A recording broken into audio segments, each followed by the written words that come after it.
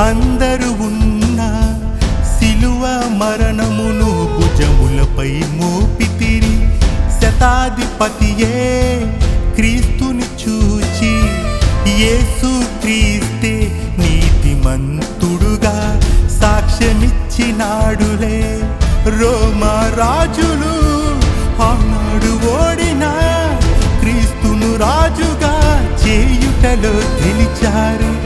రాజులు అందరూ రాజును మ్రొక్కితే క్రీస్తు చూపిన ప్రేమకై లోకమే దాసోహమయ్యింది.